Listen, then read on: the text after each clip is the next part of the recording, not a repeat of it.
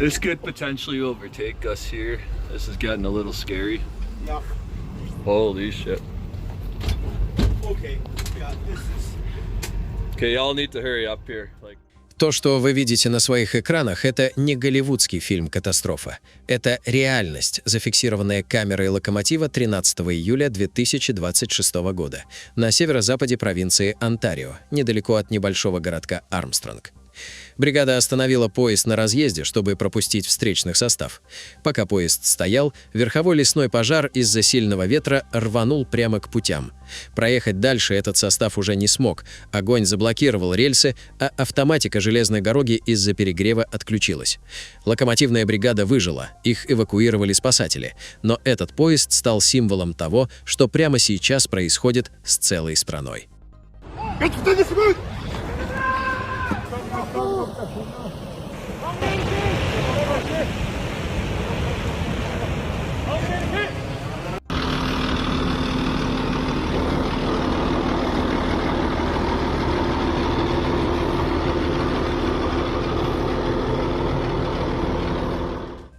Сам поезд вместе с вагонами остался стоять брошенным на путях в зоне активного пожара.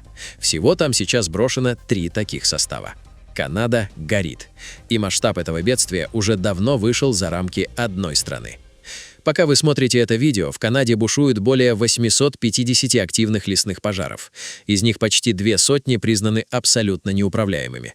Огонь поглотил более 2,5 миллионов гектаров тайги.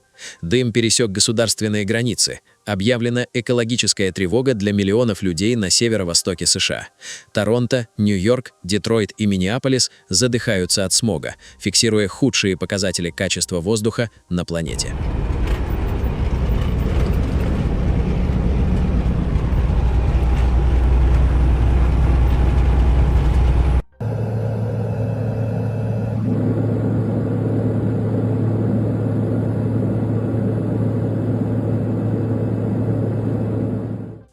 Основные пожары сосредоточены в провинциях Саскачеван, Манитоба и в особенности в северо-западной части Онтарио.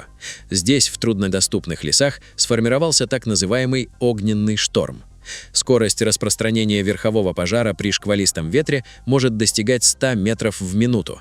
Огонь буквально перепрыгивает с одной кроны дерева на другую. Власти Онтарио объявили чрезвычайную ситуацию и экстренную эвакуацию для десятка населенных пунктов.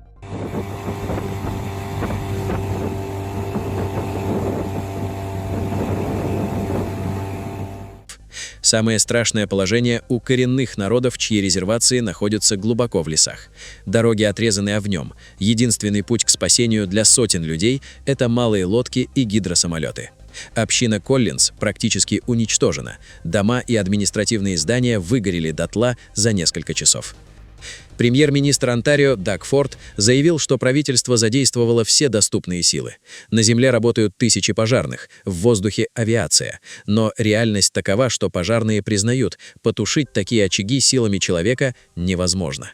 Единственное, что они могут делать, это пытаться удержать огонь на подступах к крупным городам вроде Тандер-Бэй.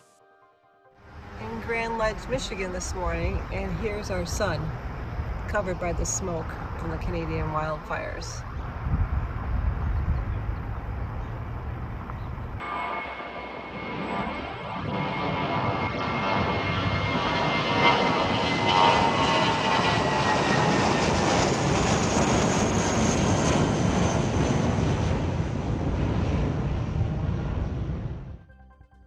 Лесные пожары – это не локальная беда. Дым поднимается в верхние слои атмосферы, где его подхватывают северо-западные ветры и переносят на значительные расстояния. Миллионы американцев уже столкнулись со смогом в своих городах. Небо над Нью-Йорком, Бостоном и Кливлендом окрасилось в апокалиптический оранжевый цвет. Власти Нью-Йорка ввели экстренное предупреждение. В 5 округах города на улицах и в библиотеках начали бесплатно раздавать респираторы. Людям с заболеваниями сердца и легких, беременным женщинам и детям запрещено выходить на улицу.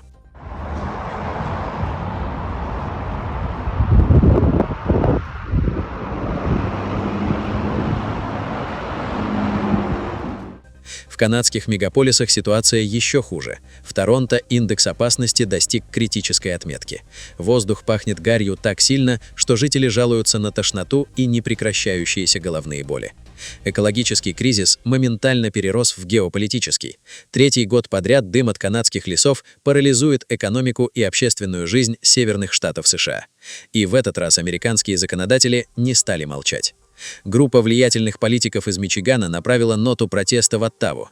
Суть претензий проста. Канада из года в год оказывается не готова к пожароопасному сезону. Программы лесного мониторинга недофинансированы, а реакция властей на ранние очаги возгорания заторможена.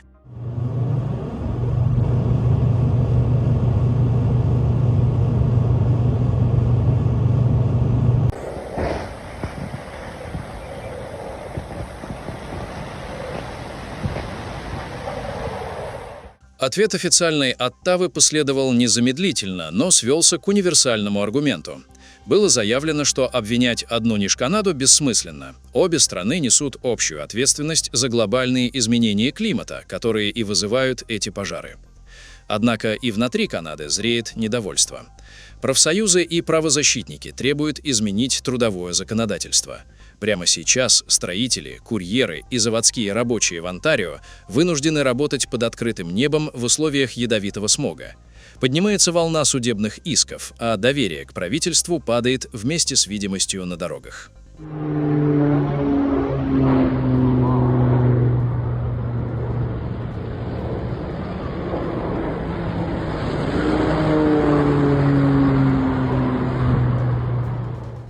Но если отбросить политические споры, истинная причина того, что Канада горит ежегодно, кроется в сочетании географии и климатического феномена Эль-Ниньо. Больше половины территории Канады покрыта бореальными лесами. Это гигантский пояс тайги. Хвойные деревья содержат смолу, которая очень хорошо горит. В обычные годы канадская зима и дождливая весна накапливают достаточно влаги, чтобы сдерживать пожары. В этот раз фаза Супер-Эль-Ниньо в Тихом океане привела к тому, что в Канаде установилась затяжная аномальная засуха, сопровождаемая рекордной жарой. В центре Торонто температура поднялась выше 37 градусов, а на взлетных полосах аэропортов Онтарио датчики фиксировали и вовсе безумные плюс 55. В таких условиях лесная подстилка, мох, торф и сухие ветки высыхают, превращаясь буквально в порох. Достаточно одной сухой грозы, одного удара молнии или искры от проходящего поезда, чтобы вспыхнул пожар. Планета поджигает сама себя, и остановить этот процесс человечество пока не в силах.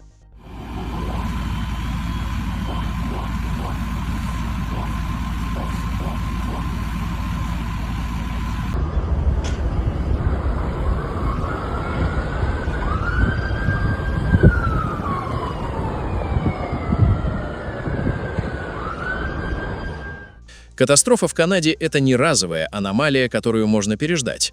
Климатологи заявляют, то, что раньше считалось катастрофой века, теперь будет происходить каждые 2-3 года. Мир стал слишком горячим, а экосистемы слишком хрупкими. И канадские пожары – это лишь один из симптомов системного кризиса планеты. Если сегодня горит тайга на севере, завтра ядовитый дым накроет ваш город, где бы вы ни находились. Огненное кольцо сжимается, и у человечества остается все меньше времени, чтобы понять, мы не боремся с природой, а пытаемся выжить в условиях, которые создали сами.